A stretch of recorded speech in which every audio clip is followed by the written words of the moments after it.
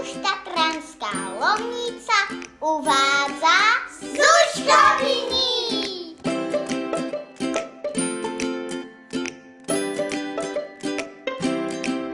Tanečná s Aťkou.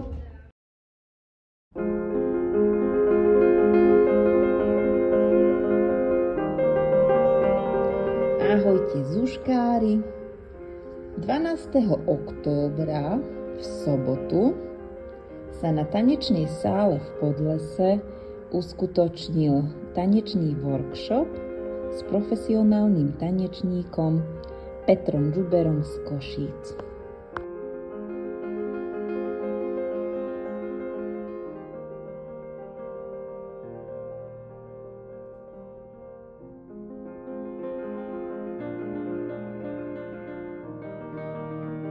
Dvojici s Barbárou Krasovou sa mi veľmi dobre tancovalo, bolo mi veľmi super a dávala mi veľa energie.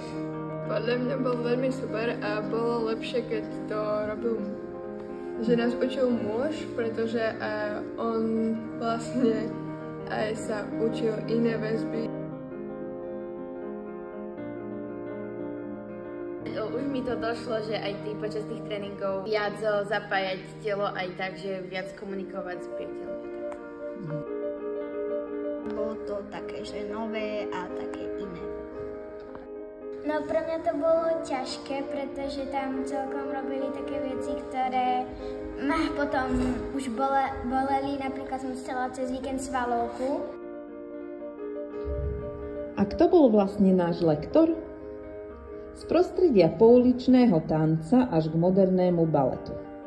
Jeho úspechy, ktoré priniesli pôsobenie vo svete profesionálnych tanečníkov na doskách divadiel po celej Európe, sú inšpirujúce pre každého, kto uvažuje nad pohybom.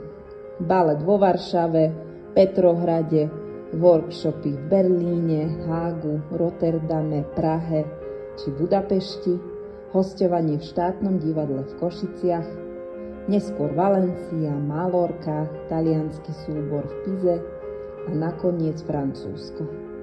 To všetko ako profesionál moderného baletu a moderného scénického tanca.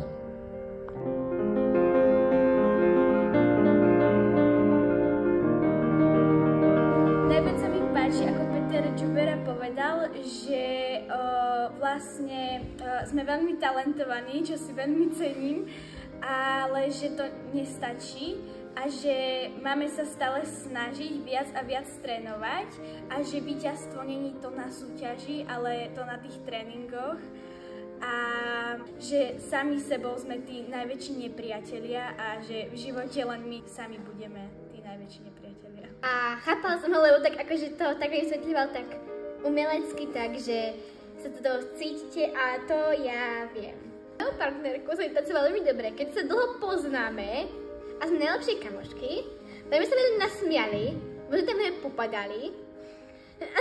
Ale vás to tak ešte viac blížilo skrze ten pohyb? Áno, veľmi, lebo sme boli tak blízko seba, natlačené a bola to sranda. A nebolo ti to nepríjemné? Nie, vôbec. A chcela by si ešte také ďalej v tom pokračovať napríklad? Že veľmi. sa ti to páčilo? Zasiahla ťa nejaká veta, nejaké slova, niečo? Áno, zasiahla presne táto veta, čo povedala Saška Šestaková, lebo to bola jediná veta, ktorú si z toho workshopu pamätám. A ako sa tebe tancovalo s Bibianou Blaščákovou? Tancovala sa mi s ňou veľmi super, bola sranda a tak sme sa dobro prepojili. Bol ako veľmi super, zo začiatku bol veľmi tvrdý, ale potom už keď sme ho tak viac akože vnímali, tak už bol veľmi... Moje sestry nevládali, ja som bola v pohode.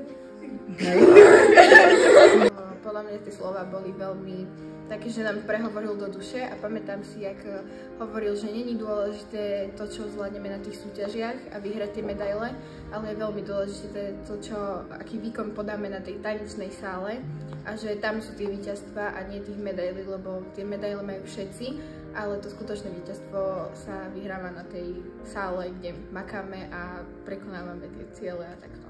Hej, podľa mňa to mal veľký význam to, čo hovoril a veľmi sa mi to páčilo. Bolo to veľmi dobré, len trošku to bolo ťažké, to sme mali na začiatku rozcvičku, ale bolo to strašne dobré. Bolo to dobré, bolo to niečo nové, ja by som si to tiež zopakovala, bolo to výborné. Bol to taký iný tanec, ale akože veľmi sa mi to páčilo, že by som si to zopakovala. Bolo to výborné. No pre mňa to bolo super, pretože tak tancovali a mňa to proste, že bavilo tie otočky a také tie veci. Hlavne v tom, že ja som sa na začiatku bál a potom to už bolo v pohode, ale inak asi veľmi v niečom, ale tak. A čoho si sa bál? Jeho alebo tréningu? Že budem mať džuberu, svalovicu. Silnú svalovicu. Ten lektor, ktorý nás učil, tak veľmi sa mi páčil jeho prístup, lebo aj sme sa tam zasmiali, aj nás niečo naučil. Nepopísateľný. Wow, dobre. Bol v pohode, bol sympatický, mal Aťkinu reč. Takže to bolo super. On si ju požičal, tú moju reč. Áno. No vidíš to? Takže, lebo to sú umelci, krátka, to oni majú svoju reč, takže som mu rozumela. No tak bol taký milý, že aj vedela vysvetliť. Nejaké cvičenia mi to pomohlo vedieť a také. Aj v tanci mi to pomohlo. Už presne neviem s čím, ale asi to posilovanie.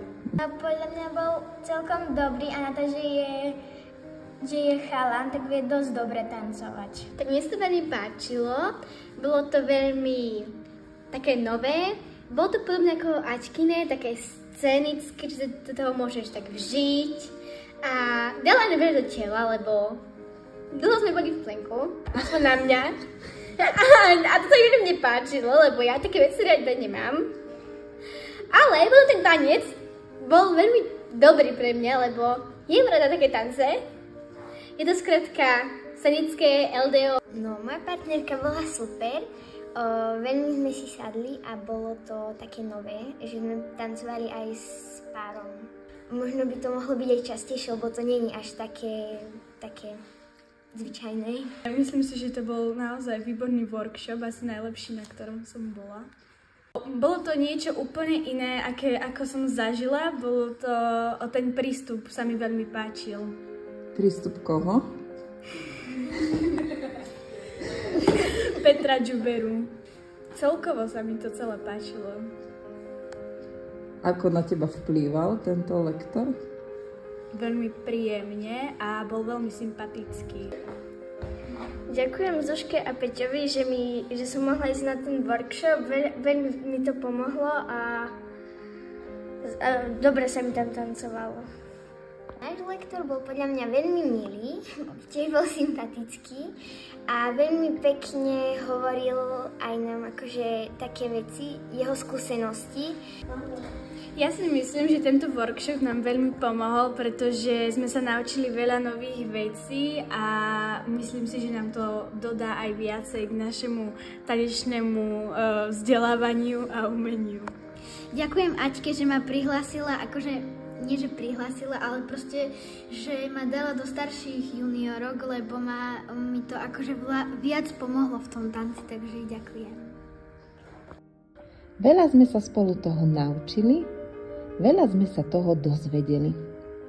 Aj to, že v živote nič nedostaneš zadarmo. Všetko je len vecou tvrdej práce, pevnej vôle, vytrvalosti, odhodlania a vášne pre to, čo robíš. Pokiaľ však máš v hlave jasno a vážiš si v prvom rade sám seba, s veľkou dávkou trpezlivosti a odvahy sa možno raz dotkneš hviezd. Nejaký pocit, akú emóciu si mal v sebe? Takú spokojnú, že som tancovala. Robí ti tanec dobre? Čo presne robí s tebou? Tie emócie dám do toho tanca. Potom ti je tak lepšie na duši? Hej.